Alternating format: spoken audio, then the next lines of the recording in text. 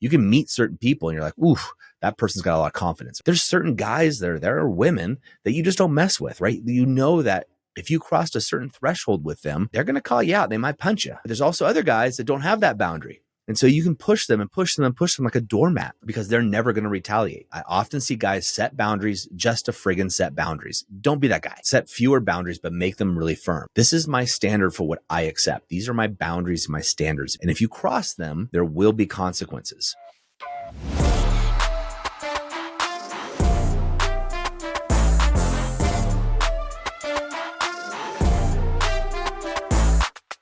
Hey guys, welcome back to the TPM show. Today I want to talk about boundaries. Now, a lot of guys have problems with boundaries, right? Do you ever feel like you're just spread too thin?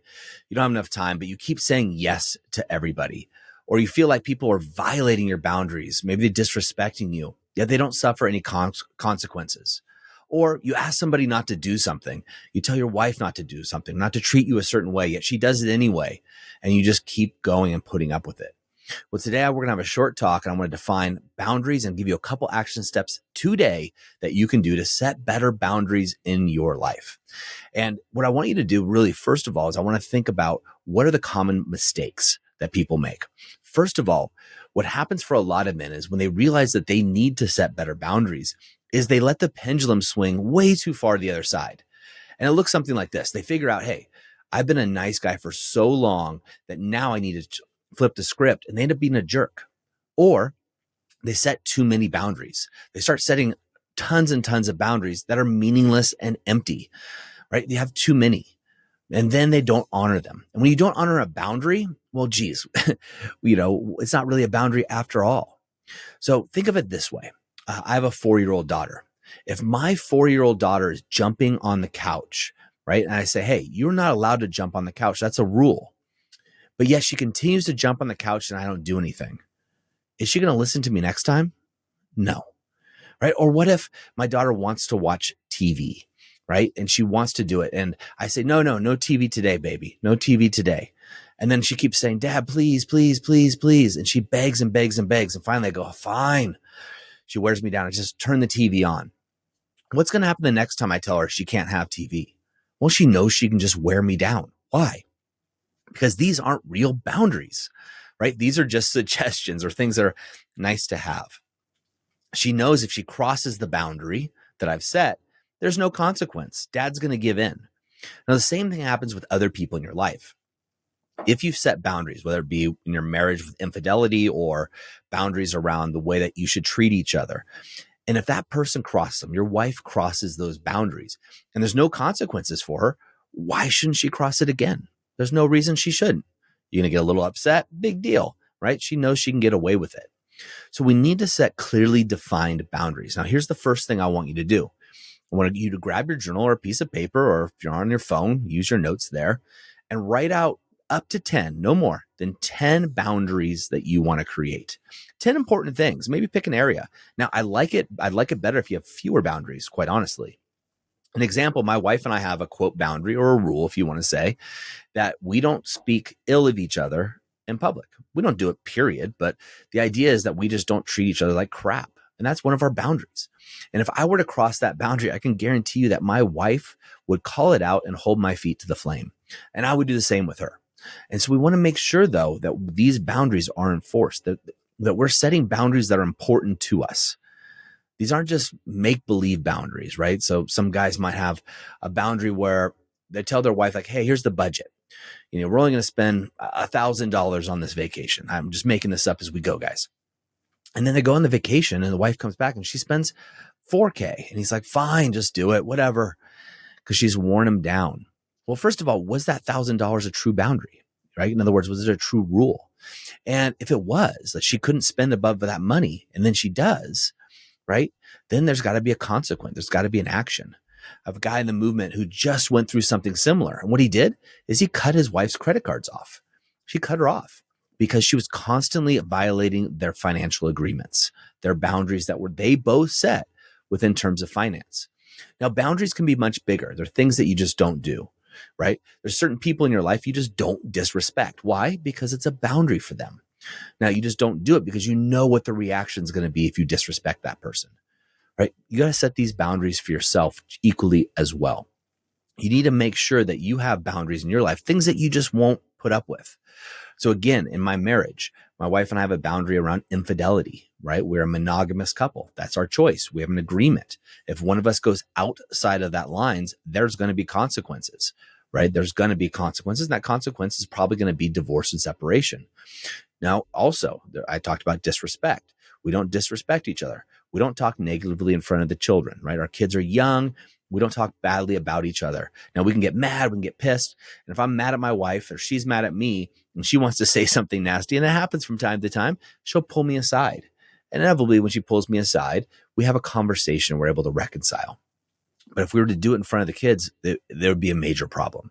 And so I see this all the time with men, right? They start to set boundaries and people start to cross them.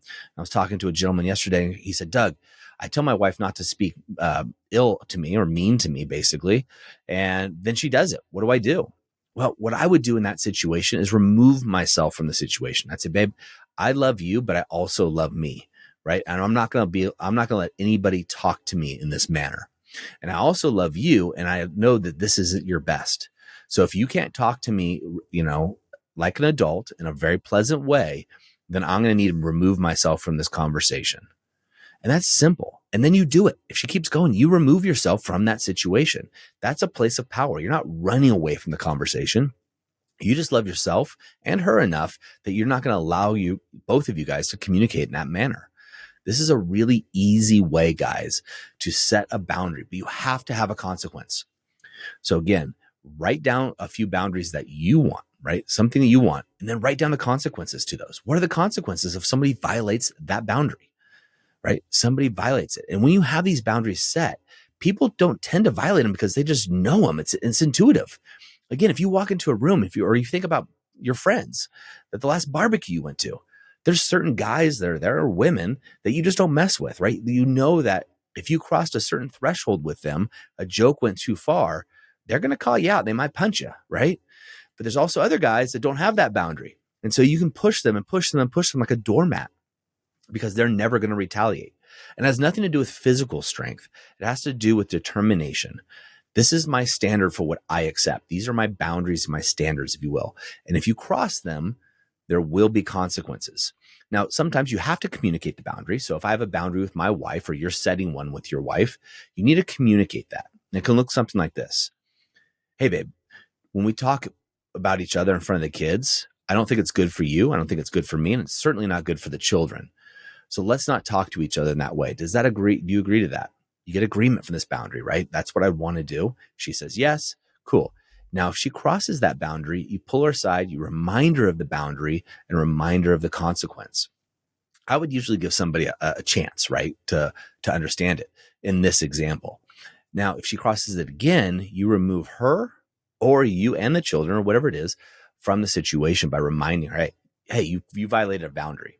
And I would talk to that person very firmly, very directly, as if I was talking to a child that was doing something that could hurt themselves, right? So again, my 4-year-old or my 7-year-old, if they're going to jump off a table and I don't want them to because they could hurt themselves and they do it anyway, I'm going to talk to them very sternly. They're going to get the stern dad voice, right? The dad voice, if you will.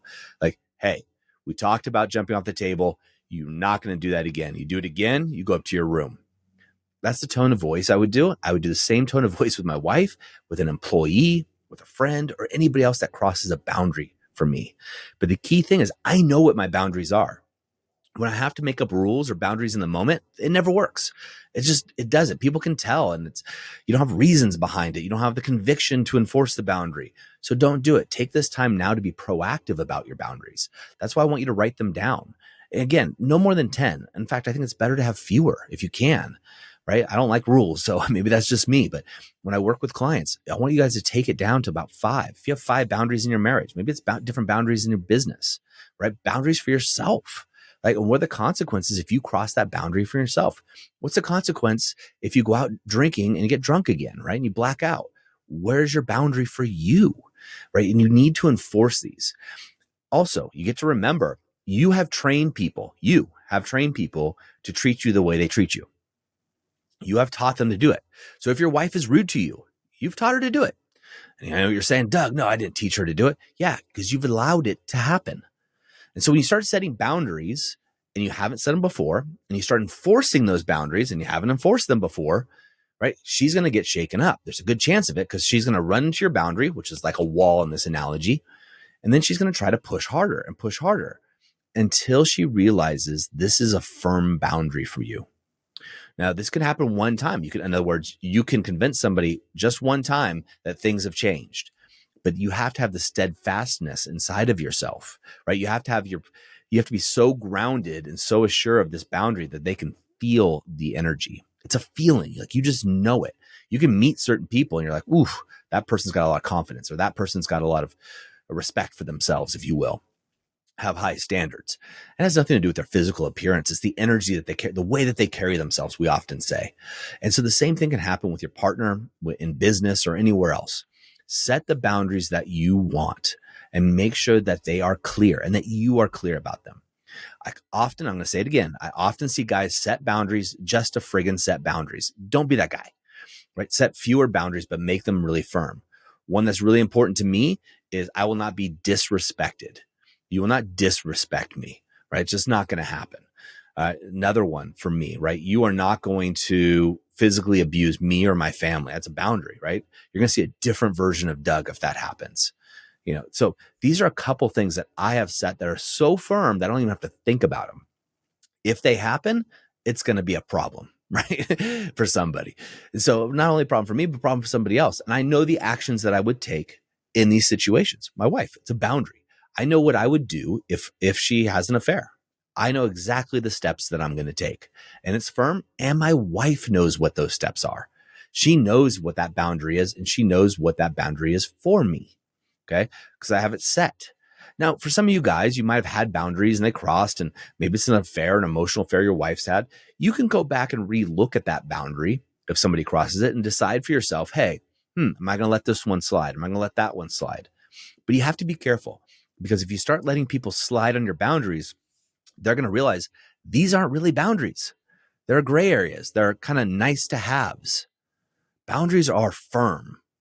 And again, they can have some wiggle room to them. Every once in a while, there can be a rare occasion where it's an exception to the rule, if you will. New information comes in, whatever. But they need to be firm. Otherwise, they're nice to haves. And people will step over your nice to haves all day long. And guys, this does not give you a license to be a jerk. Firm, yes, but not a jerk. And to me, boundaries are established because I care and love myself. So therefore, I'm going to take care of me. I also care about the other person. When someone violates one of my boundaries, that guarantee is that they're not operating at their highest level, because my boundaries are very simple and they're pretty common, right? The ones that I have established. It's just I actually enforce them, and that's the difference. So gentlemen, I'm going to give you those last action steps, and I want you to go to work. So what I want you to do, write down your boundaries, keep them simple. You can have separate boundaries in all your 5 territories. That's self, boundaries for yourself, health, wealth, relationships, and business, right? Then after that, I want you to write down the consequences next to those boundaries, and then I want you to go out and enforce them. Gentlemen, as I always say in the moment of insight, take massive action. I'll see you next time on The Powerful Man Show.